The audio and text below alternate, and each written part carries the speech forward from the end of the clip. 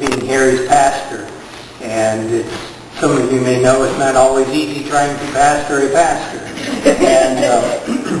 but it was a privilege, and I know a great joy for me to get to know Harry and Terry both, and to have a brief opportunity to share in their lives. And as I was thinking about Harry in the days following his death, one verse that really seemed to fit his life was Psalm 37:37. It says, "Mark the perfect man, and behold the upright.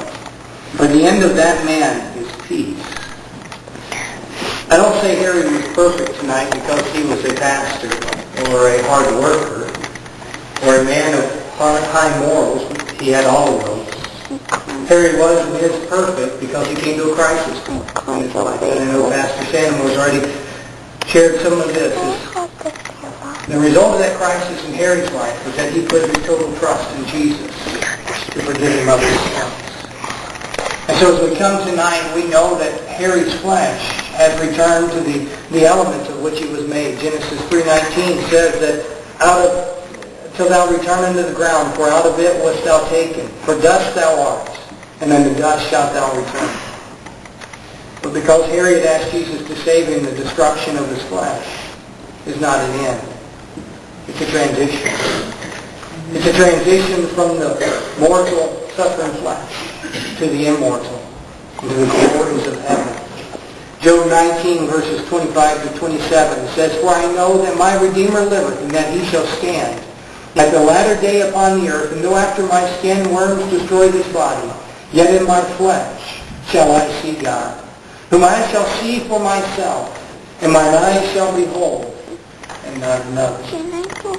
And though Harry's flesh is gone, we know now that Harry has a new body, a pain-free, eternal body, and that now he is sitting at the feet of his Savior.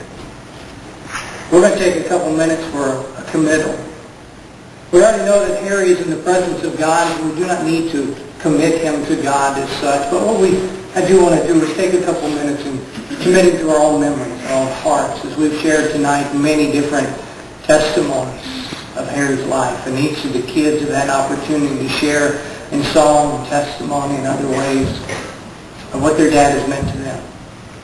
Just to take a couple extra moments and commit him to our memory, that we do not forget the impact that he had, the meaning and the influence that his life had upon ours. And especially take a few minutes to commit ourselves to the Lord, that we will have strength in the times of sorrow, that we'll have strength for the days ahead.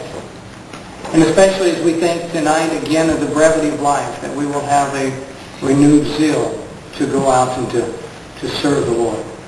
So I'm going to ask that if the family would just come up, I'm going to step down. Terry and each of the kids, I know there's a lot of families